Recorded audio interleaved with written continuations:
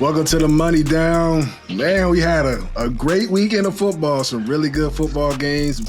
Both of them went down to the wire. Before we jump into any of the end game stuff, did y'all see the pregame with the Chiefs? With the Chiefs and Justin Tucker?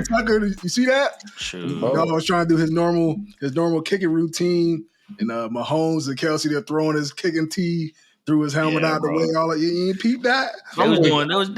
Go ahead. Nah, I'm with KC, bro. Like, I know that's the routine, but fam, get out the way. Like, bro, we trying to warm up. James, come on, y'all boys know Warren. Come on, we trying to warm up. Like, you doing that purposely, fam. Like, he been doing it. He been doing it his whole career. See, I don't know. He claims he said he does been doing that it every week. Never had any issues with anybody else. I said he didn't complain about it. He said, look, those are one of the two best players at their position. Hall of Famers, like all that. He said, I was just doing my normal routine. Obviously, they were frustrated. I thought it was, they were just joking about it. They was a little bit more serious than, what I was. So Justin Tucker felt played, but them boys, they came there on a mission to look like they wanted to, have that bad guy mentality and shit. They backed that shit up. So I can't really say much about it. I don't fault them. I felt like they was, I felt like they were doing a little much, but when you perform like that, I ain't got nothing to say.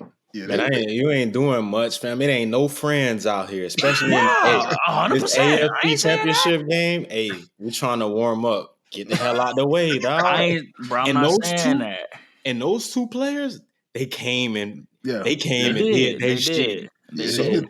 I mean, if they gonna do that and back it up, I'm all for it. I'm all for you. Long as they won, for sure. And Justin Tucker ain't booting on 65, y'all. To win the game, I'd have been laughing, bro. I'd have been laughing. That would have been OD. Now let's jump into the game, man. Yeah, the Chiefs, like we said, they came out ready to play, like that same attitude that they had right there about Justin Tucker being in their way. I just felt like that must have been the mindset going into it for him. Like, we're the bad guys here. Everybody wants to see us go down. Mm-hmm. We're the defending Super Bowl champs going on the road. Nobody giving us a chance, all that. First possession, they played aggressive, went forward on fourth down. Kelsey went ahead and scored. You can even see Kelsey, like, he don't never play like that. The where he talking shit, he bumping into everybody, he blocking. So I just felt like the mindset was completely different. That's how I thought the Ravens were going to come out and play. That bully ball that they like to play. And then their defense, the second half, they played great. First half, I felt like they was playing passive. They weren't physical. So what was y'all takeaways from that game? Yeah, bro, like you said, I mean, KC came in there with that mentality of we leaving out of here with this dub. And like you said, I kind of feel like with the Ravens, everybody's been telling them, right, how good they were, how historic this defense is. Lamar coming with, hopefully another MVP season. It was just one of those moments where you knew at some point, and I live by this saying, right? One of my mentors always told me, it don't catch up to you till it catch up to you. And I feel like this is the game where it finally caught up to him, where some of the stuff maybe in the regular season that could have been, real, key points that may have contribute to a loss, but they were able to come out on the right side of it. It always catch up to you when you in that big game. So, you got to give your hats off to KC, man. They came in with a game plan. We'll get into that in a little bit, but they really came in with that focus of we going to Vegas and we getting back to the Super Bowl, and they executed on all phases of the ball. Yeah, I agree, man. All four phases for Kansas City was flawless. I mean, they came in, like Sol said, with that we going to leave out of here with this W mentality. And you could see it all game. I mean, like, the aggression that you saw Kansas City play with, like, that's something you've seen Baltimore play with all year, and you did not see that a lot. You did not see that a lot in yesterday's game. So, I mean, hats off to Kansas City coming in and creating turnovers, scoring when they got in position. Obviously, Baltimore held them to 17 points, so they didn't play bad. They didn't play bad at all. You held some big weapons to only 17 points, right? But like not being able to find opportunities and make plays on the offensive side like they have been doing all year, like hats off to Kansas City defense. Like they show why they are one of the top defenses in the league. Yeah, and that's what I really left, way impressed with was the Chiefs defense. I knew they were a very good defense coming into this game. It's a great challenge going up against a explosive offense that could run the football, which they decided not to do for whatever reason. That was a big mistake. But what I thought they did a great job. They weren't afraid to leave their corners on the island. They heat them up. They rushed 6, they rushed 5, and when they were left 1-on-1, they covered those receivers up. I mean, Zay Flowers offensively for the Ravens was like the only one who looked like he came ready to play aside from Lamar. I'm not sure what their game plan was offensively from Todd Munkett. I didn't quite like it. I don't know if he was trying to let Lamar duke it out with Mahomes and drop back 80% of the time. He dropped back like 80-some% of the snaps, which that's not saying that he can't do that, but that's not their forte. They like to be, mix the run, take some shots down the field. But that KC defense, man, Spags, man, like we talked about it last week, man. He always dials up a great game plan. Even with these young players that he has over there, he's not scared to just call his game. Like he didn't fit. It wasn't many spies on Lamar either. They were just containing him with the rush. and that's the crazy part about it. And I kind of hinted to it the other episode. Like spies go against all the rules, right? Like that. We do, yeah. To me, that should be like number one on the list is how we gonna spy Lamar or who's gonna spy him. Can they keep up with him? Can they, as far as like trying to run with him when he gets in open field? And like you said, they did not spy him that much. It was a lot of heating him up. Sometimes the four-man pressure is getting there and containing them.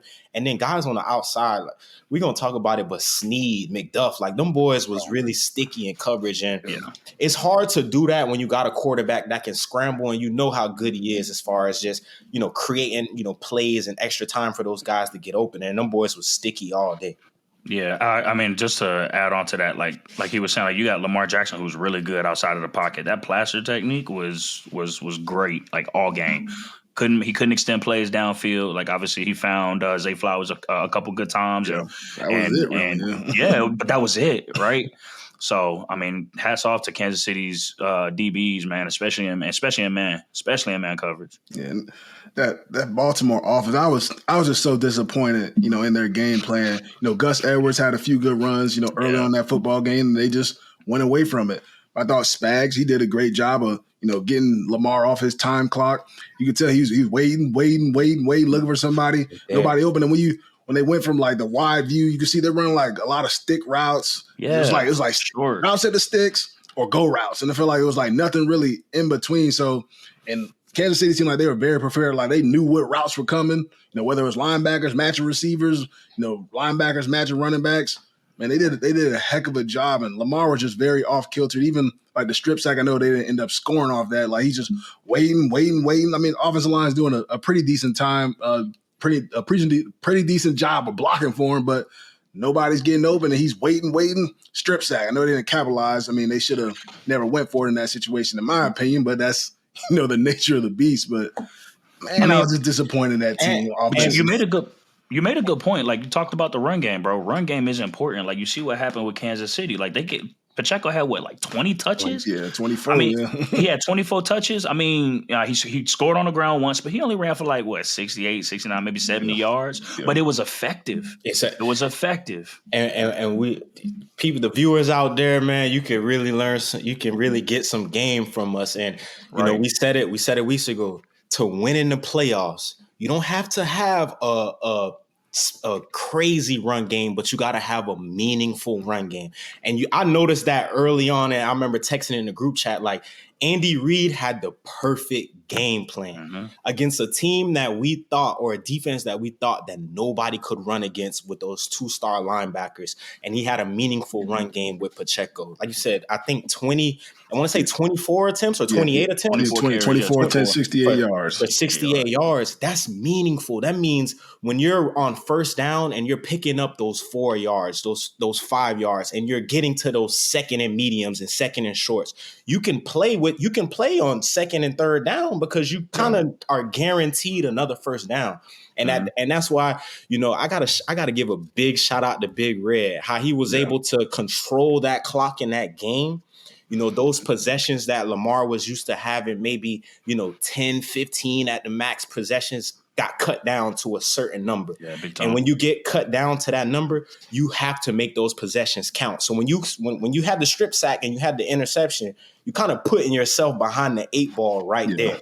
Yep. And that's why I got to give Spags so much credit. Like the good defensive coordinators, they determine how he wants you to move. He determines how, he wants to control the game. And I just disappointed in Todd, man, from getting away from what he's been his bread and butter all year, right? Like Gus has been getting in the end zone. Guys have been contributing in that run game, which opens up Zay Flowers and Odell and them on the outside.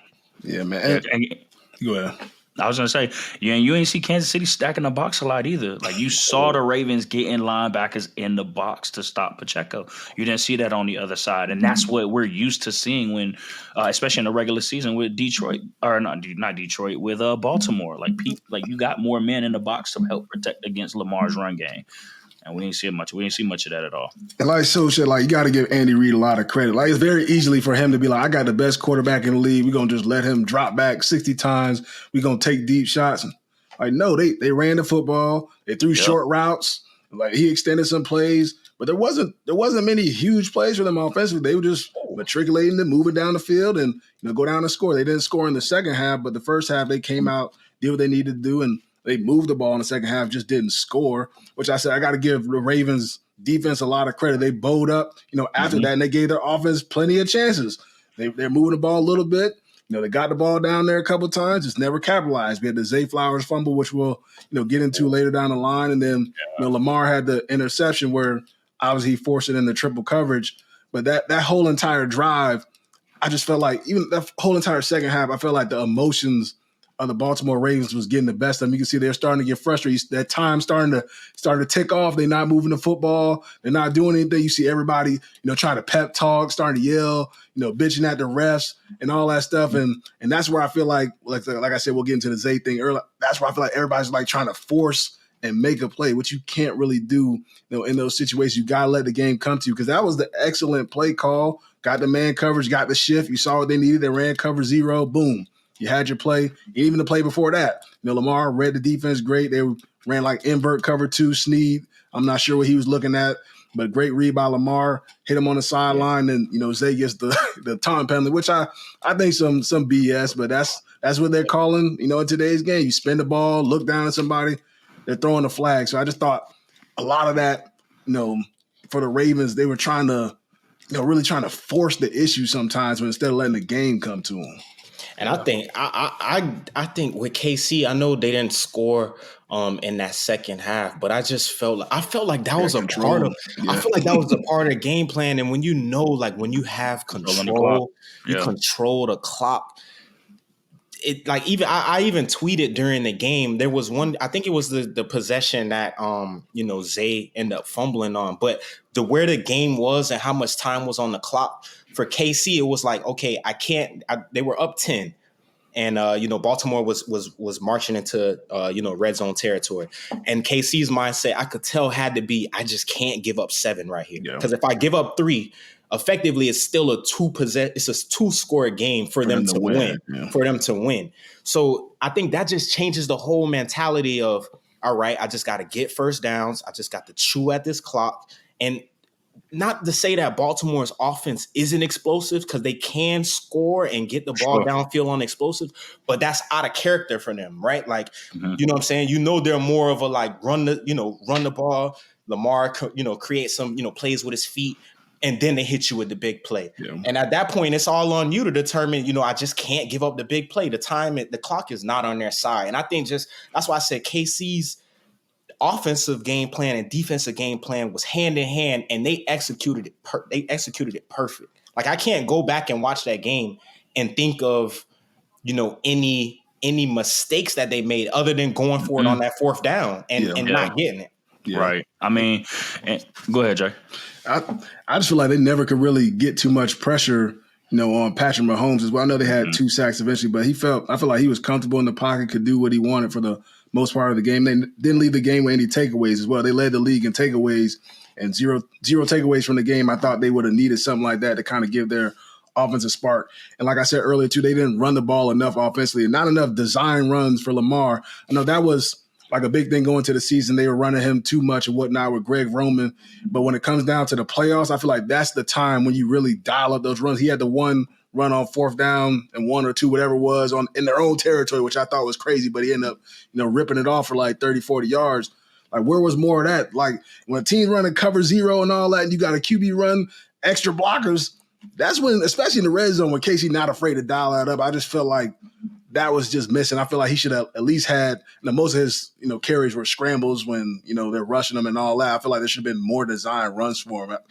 Man, I just feel like for Baltimore, like we say, we never know if they're going to make it back to this point once again. This their second time getting the number one seed, I think, with Lamar Jackson being there, and they weren't able to, capitalize on it.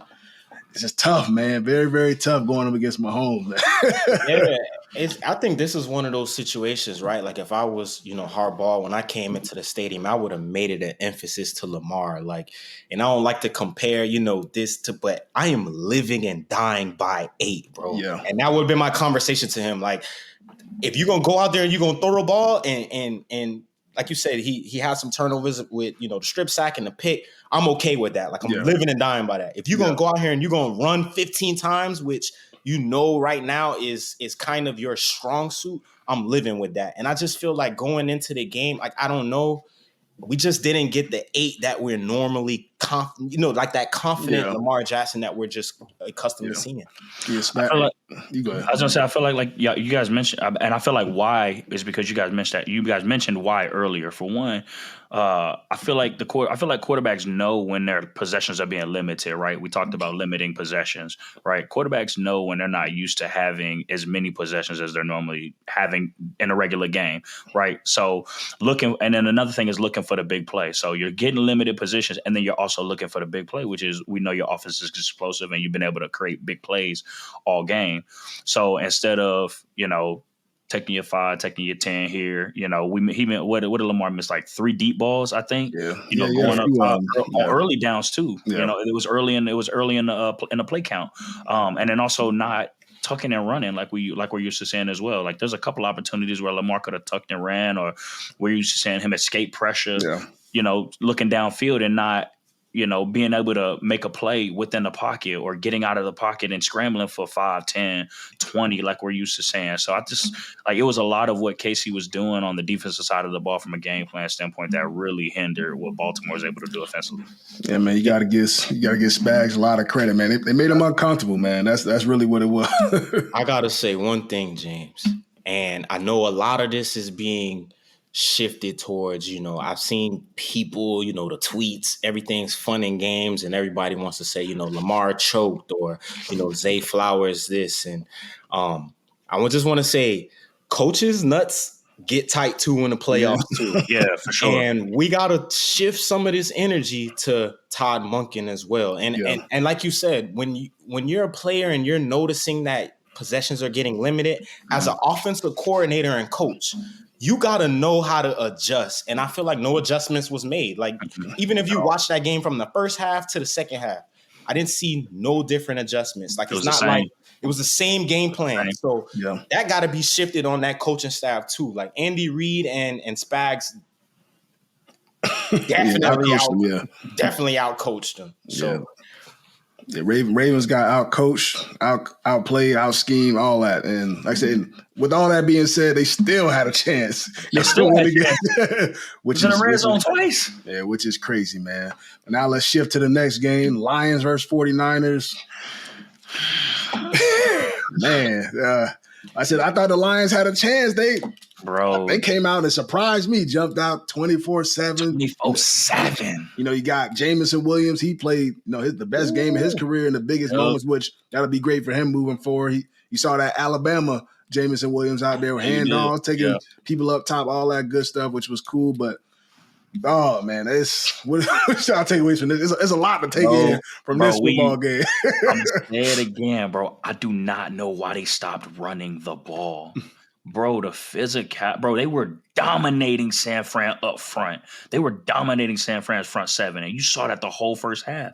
And then the second half, they played like they were down 21 or 17. They played like they were down the whole game in the second half. They were playing comeback ball, and they didn't need to. Run the ball, milk the possessions. Don't give San Fran don't try not to give San Fran the ball back because you know they're explosive. Debo's playing. CMC is having a great game, or he hasn't started getting going yet. Started going, He started going. But you know what I'm saying? Like, stick to what's working. And I don't know why we deviate, or why people deviate in the second half from what's been working all game. I just don't understand that.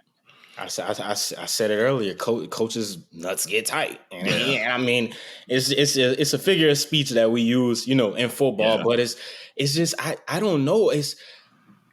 I just got so much, emotions and feeling towards, that Detroit and San Fran game, man. It's like I kind of want to say, coaching egos, and I truly don't understand. I don't get how you can jump out on a team 24/7.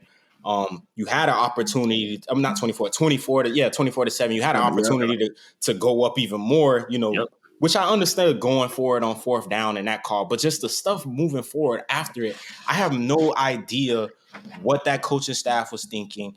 And then the momentum shift in the game. I think when you start that's one thing as a player that you can always talk about, and you can always, hear people talk about it, but then you don't really feel it until you're in one of those games where you jump out big and there's one or two plays that shift and go their way, and you're like, bro, this could get the tide turning. The tide is turning, and it's one of those. It's like when you're on a ship and you feel it turning, and you're trying to steer, and it's like, bro, you're not going anywhere. Like, you in this storm, and you got to create one of those plays, or a coach has to make a decision to get you out of that. But I just think some of the decisions that, Dan Campbell made, man, late in that game, it was extremely frustrating, especially for a team that's had such a magical year. We know the history of Detroit not getting to these type of games or being in the playoffs and being in these situations. I just think when you get to this moment that Detroit was in, you got to make the right decision as a coach. Absolutely. And I think Dan Campbell made a lot of bad choices late in that game. Yeah, so jumping into like the fourth down situation. So the first time they went for it on fourth down was 24-10. They were at like their 35-yard line. Yeah. Decided to go for it, which they had to play there. Reynolds dropped it, so it was potentially a first down. But instead of being up 27-10, you're up 24-10. And right after that, that's when obviously the 49ers got a lucky play tip. Should have been an interception, but you don't capitalize on it. They do. IU catches it, and CMC ends up punching it in a couple plays later. And the next one, they're down 3 points, 27-24. Decide to go for it again. Drop back for a pass. This time it's covered up pretty well. Goff tries to scramble. There's nobody open. Instead of it being a tie football game, now it's 27-24. What do the 49ers do? They go down and score 31-24. So it's just those type of situations. Like you said, the momentum really shifts, and you're on the road too. So I feel like that makes it even tougher. And as an offensive coordinator, you start to get off schedule a little bit instead of being a tie football game where you're up, 17 points. Now you're down, you're trailing. You got to switch, trying to figure out getting a comfortable play calling situation, because it's different when you're up 27, 10, and now it's 31-24. You got to call the game a little bit differently, man. So I thought he was over aggressive, but he stuck to his guns. Dan Campbell, I said, you gotta live by it. You die by it as well. If the fans love it, if the fans love it when he converts, they gotta love it when he don't. Man, he did it all year long, and in the biggest moments, it didn't work for him, and it sucks. But that's I just like your defense was playing good the whole first half. Make San Fran go the whole length of the field, switch the field position, and make them run clock, make them make big plays, make them make mistakes, whatever it may be, and make them go the whole field. Yeah. Like don't give them good field position. And truth be told, like when we sit and we look at it, like statistically, like not a lot of teams go for it on fourth down on their own 35. Like I get it when you're on your 45, going into opposing team territory, but usually on the 35, you don't go for it. You get what I'm saying? Obviously, the play was there. He catches the ball. It's a first down. But, like, you're running a big risk, and you're giving an explosive team an opportunity to get momentum at home and walk 35 yards to score and take momentum back. I mean, I just think at that point, you got to flip the field position, get a pin them, and make them work. And there was 3 opportunities to do that, or what they do? They went on a 4-4 two when they could have, right? extended the lead, and then one where they could have tied it up. is the kicker not good? Like, I don't, Nah, he good. He good. I'm pretty sure he's solid. That boy was looking confused on the sideline. and that's what's so frustrating to me, right? The first 2 times, like you said, Reynolds dropped the ball on the curl route. I can live with that. You get what I'm saying? But it's then the decision making after that, right? Like you get to certain points in games where you can be aggressive. Yeah. Now you're in the point of the game, right, where you were up, 24-7. Now you're down 3. Yeah. Now it's the opportunity. Why am I going for it? Just to either, if I do get it, just to stall out and kick the 3 anyway. Like at that point in the game, momentum was shifted so much. Right. Any points on any drive matter. And that's why I honestly had to stop watching the game because I was so confused. Like I didn't, because Detroit ended up scoring again and making the game, a 3-point game or a 4-point game. Like a 3-4 point game, something like that. 3-point game. It was 34-31, right? Yeah. 34-31. I was just so appalled and upset that he would go for it again down 3 when as a coach, the momentum is not there. Like their offense at this point was rolling. Yeah. Take the points, coach. Take the points. Yeah. Take the points. I got a question for y'all. As a player or like being on staff, right, as a coach, I know there was guys on that sideline saying, man, what the hell is he doing? Like, I feel like you got to have somebody on staff that can also confront the head man or the boss man and say, like, you really tricking this off low key. Like, I mean, for me, I feel like it has to be a group decision as far as, somebody upstairs, offensive coordinator, Dan Campbell, they all got to be on the same page. Like I said, they've been doing it, all year long. So I feel like it wasn't just him. They just, kind of overconfident. Maybe they didn't expect themselves to be in that situation. We got here. Even when we're down, we're going to stick to the script. And I'm sure they probably said that going into the game. We're going to call this aggressive. We're going to get some, if it's 4th and 2, we going for it. Whether it's, we get to the 35 plus, we're going for it. Like, even if we're in good field goal position. So I think they probably had that mindset coming into the game and they just kind of stuck with it. Like I said, like you said, man, once I'm down now, I'm taking the 3 to try and tie it up, especially, 4th quarter or 3rd quarter, whatever, quarter it was. I'm trying to take the points, put some pressure on them as well. Cause after that, I said, it just starts to turn for them, but just kind of switch the sides, which I got to give a lot of credit to Brock Purdy, the way he performed, against the Detroit Lions. He really showed some stuff this past Sunday, whether it was creating with his legs, extending plays, throwing the ball back across the middle of the field. I thought he had a heck of a performance, even going down all those points. I thought he did a heck of. I mean, he could have had the interception to the Lions defender that didn't make the play, but hey, it don't matter on the stat sheet if you don't make the play. So what did y'all see from him, on Sunday against the Lions? Lamar was in the red and gold. Hey, Purdy was shooting, bro. Hey, he was making plays, bro, and that was really nice to see. Obviously, I wasn't rooting for nobody in particular, but it was good. Like, you really gotta respect Brock Purdy and how he's played in the playoffs, right? Yeah. Like, you can't point the finger at him. Like, you can only give him his credit. Like, how he played in that second half, like getting the ball into the hands of his playmakers, making some really good throws, being cool, calm, and collective in the pocket, like not forcing it. Like, that is a game manager for you right there. Like that was probably in my opinion, that was probably the best game I've seen him play all year from a pressure standpoint. To be on a big stage, biggest moment of the year, against one of the maybe the best defense in the league, and to be able to play calm and not look rattled, bro. When he got up, every time he made a play or every time he made a big play down the field, you could just see it in his face. He was smiling. He was enjoying the game, bro. He wasn't shaking. Like, that's how you got to play the game as a QB. Yeah, like you said, his calm and collectiveness, being down that much, and people got to understand, when you're in those situations, I don't care who you got, Tom Brady, Mahomes, you feel that fucking pressure, bro. Yeah.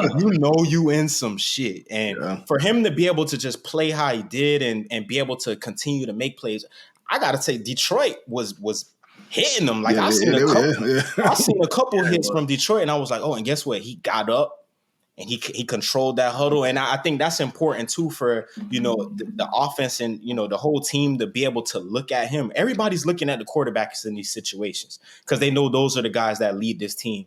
And for him to just stay calm and collective that whole time And then even once they got back in and the momentum shifted on him and he just rolled that wave and led them to that victory, I'm excited for him. We got another rematch in the Super Bowl.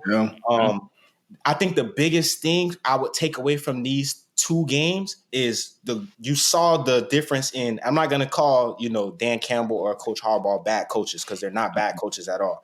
But you saw the coaches that made the adjustments, and that's how you're going to be able to win these games in the playoffs. You got to be able to adjust and see where you can fix and put your players in the best position. And the guys that can adjust, they go to the Super Bowl. 100%. And now, let us jump into Mr. Sojourn's conspiracies. I know we had some. I don't think we ever been to the moon.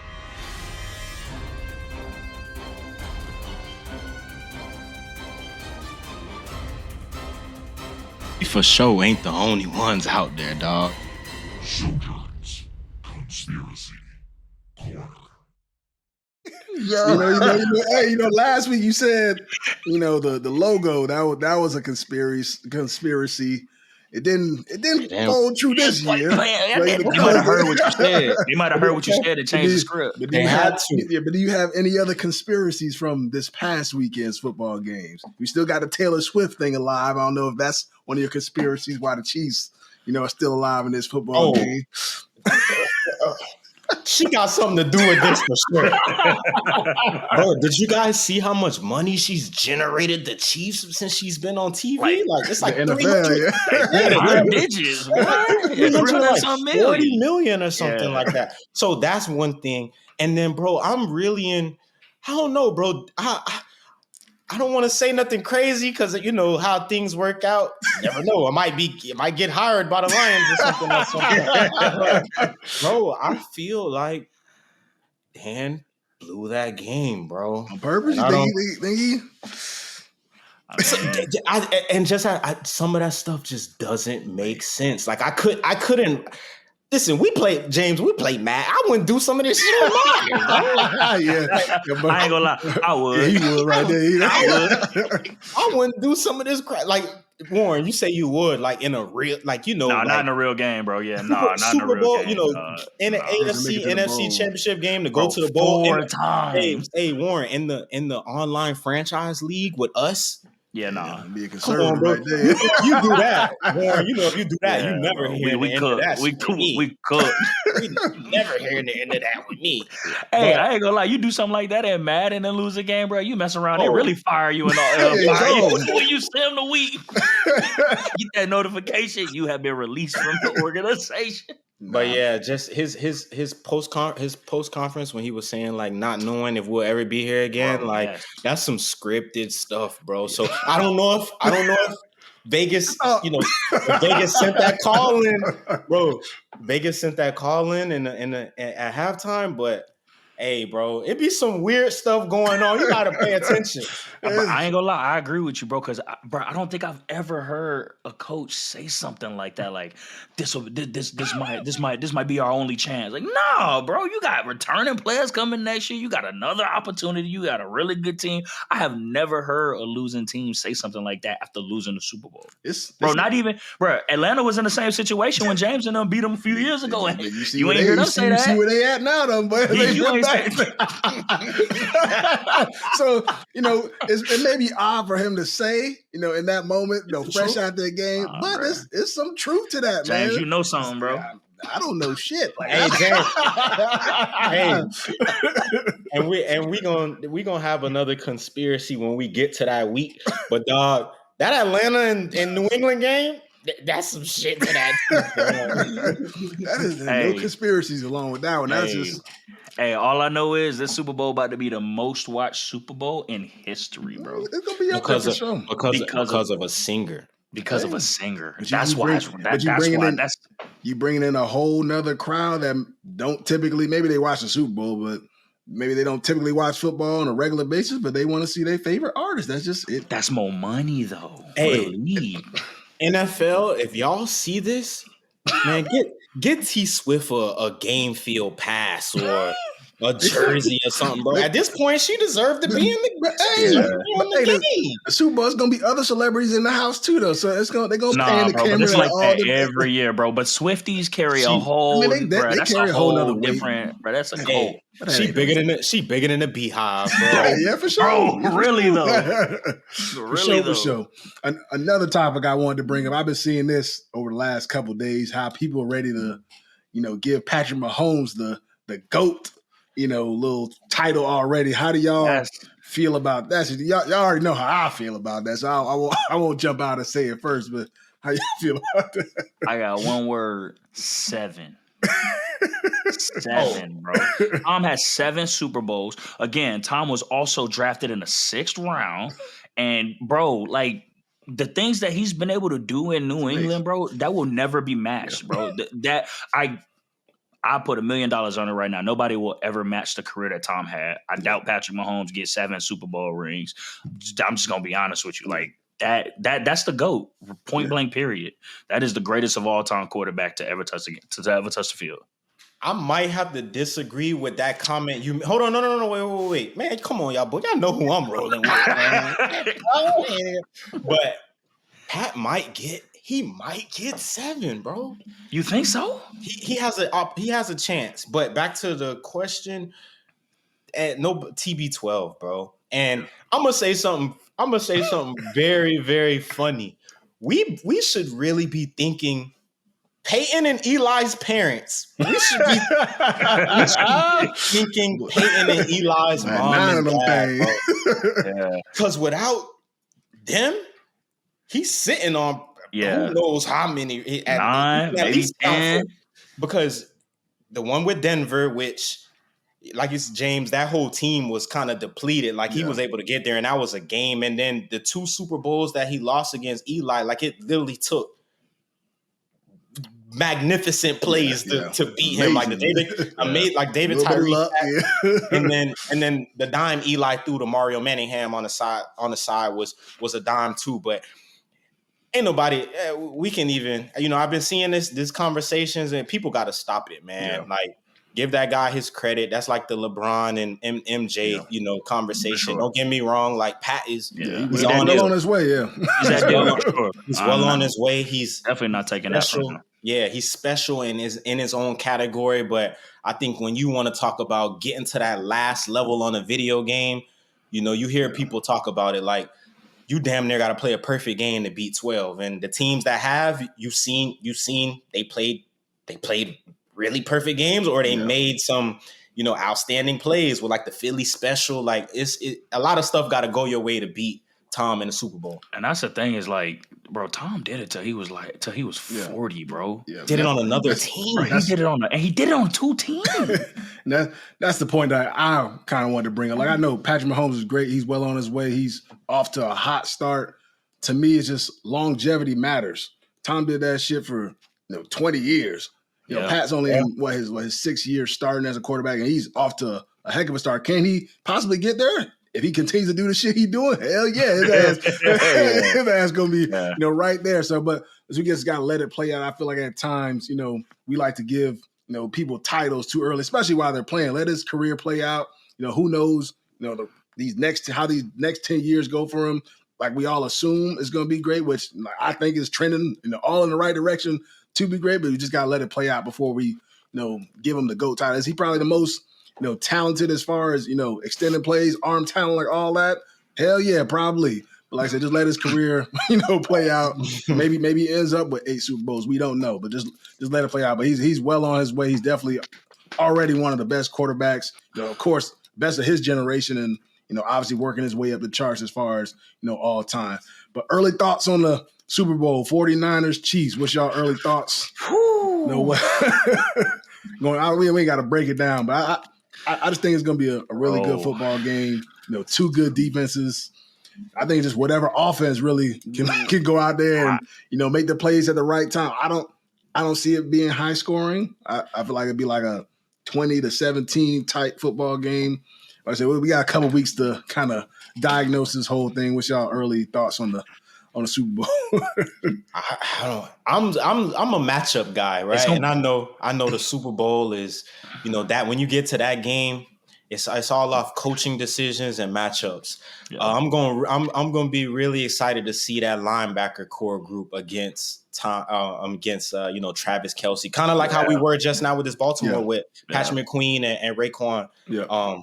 How they was able to try and stop, Travis Kelce, and he had a field day against them. Yeah. But now here it is. We got a linebacker who, in my opinion, has been the best linebacker in the league. Coverage too. And he's a monster in coverage. So that matchup between him and Fred Warner is going to be, just a chess match on, how Andy Reid is going to do this, how, Wilkins is going to put Fred in these positions to win. And it's going to be a good game. Whoever makes the least amount of mistakes, and I know that's a cliche, it's like that in a lot of games, but whoever makes the least amount of mistakes is going to win that game.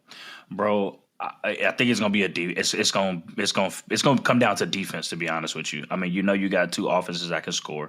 You got two explosive offenses, but the difference I think gonna be in the game is Nick Bosa and Chase Young. Yeah, bro, like you gotta heat them up, and I think they can do it with rushing 4. I think they could do it. They got two of the best pass rushers in the league, bro. If they What's up?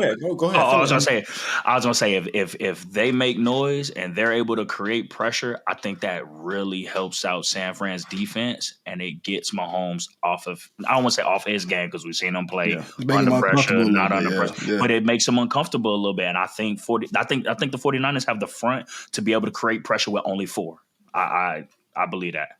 San Fran, I know, I'm probably a nobody, and you're going go back and watch Cincinnati and go back and watch Tampa Bay. Yeah. And the same thing you said, Warren. You got to be able to rush 4. You got to be able to get that pressure on. Those are what those two teams did, and were able to be successful. One of them gave them a loss in the Super Bowl. One of them gave them a loss in the AFC Championship. Got to be able to get pressure on him. If you give this guy, a chance to sit back there and relax and figure out, how he's going to do it. And relaxing to him might be, stepping up in the pocket or, moving a little bit. That's not pressure. You got to be able to heat him up. He got to be able to feel those guys. Get him down. Yeah. You got to be able to, get some pads on him, make him consider and say, these guys coming. And, from that point on, you can kind of throw him off his groove. But it's going to be a good game. It's going to be a good game. Definitely one I'm excited to watch for. That's a wrap for this week's Money Down Pod. I said, make sure you guys like, subscribe, follow. We on Instagram, TikTok, all that good stuff, YouTube. Make sure y'all tune in.